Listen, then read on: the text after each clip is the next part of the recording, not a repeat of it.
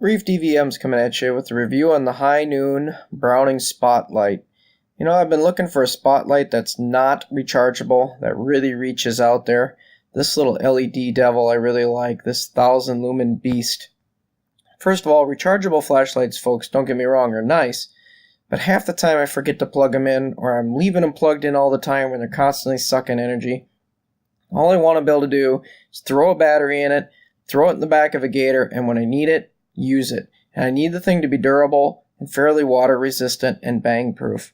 So I've been looking for a while to replace one of my older LEDs, and I came across this, had some good reviews, popped it off at Amazon, see if I can get a handle on it and get it to the house. Well, it's here. 1000 lumens on full setting, last 9 hours. Put it on, low setting and the thing will last you 72 hours, some crazy amount like that. Browning's been known to put their name on fairly decent products. Probably sure they didn't make this, probably made in China or something. But it really doesn't matter who made it, as long as it at least holds up.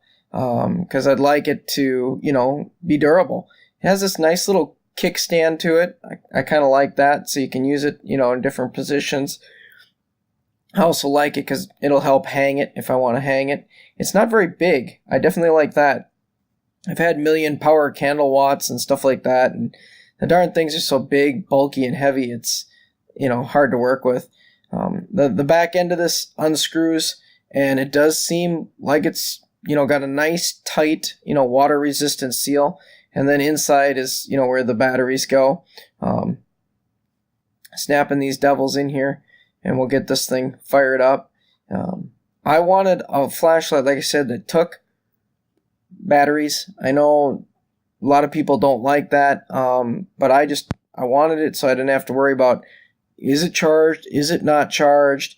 It's just simpler for me to be able to toss in the batteries and, have it when I want it. Typically, the chargers just annoy me after a while. Get the thing tightened back up here and we'll see if we can show you the beam. It's got a lock and unlock switch on it. That's kind of nice. It's got a good pistol grip. It's not very heavy at all. Oh, it's nice and bright. That's exactly what I wanted, folks. It's got a switch where, when you get it on, if you hold it, it goes through its settings. According to the directions, it's got 3 settings. It's got a high, and then if you, again, hit it and hold it, it'll go into a low. And then if you hit it and hold it on the high and it goes through low and you continue to hold it, it'll go through like a strobe flash for more like emergencies. I think that's going to work out real well for me because I need a strobe in a gator. But that's okay. I get that they give you the feature and, it's something as a selling point. I really just want the high beam to reach out there and see the cattle on the farm, be able to see where the horses are at night, and at times really be able to light up, a tough spot under a tractor to work with. See, these are the different beams. There's high, there's low, and there's that kind of strobing beam. Let's take this thing out in the dark and see what we can do. So here we are stepping outside. I got to get past the floodlights here at the barn. I'm going to step up to about the 300 yard mark. There's a gun range down here, and once I get up to where this gutter just about starts here, we're pushing almost 300 yards to the tree line. Nice. I know it's hard to show on a camera, but I can reach the far tree line, which is really good with this sucker. So 1000 lumens, it's doing about 300 yards. The taller trees in the background, pushing probably closer to 350, 375. I don't know if I can reach those. We can turn it on here and see if I can take a shot at it and see if I can reach that far. I'll also try the low beam out here, and I don't know. To me, the low beam thing is, I guess fine if you want some ambient reading light out of this thing. It just doesn't have enough to make it worth it.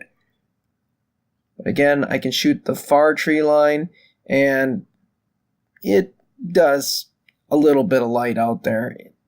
The 300 yard mark, doing pretty good. 400 yards, not really making it. But again, that works for me. And again, playing with the strobe here just to see what it'll do. Just kind of strobing away and just letting the thing fire. I think that's just more of a toy feature for me. I do like the beam though. I think this is going to be a real nice beam. It's a real bright white light. It's light. It's easy to put the batteries into. It's definitely reaching where I want to.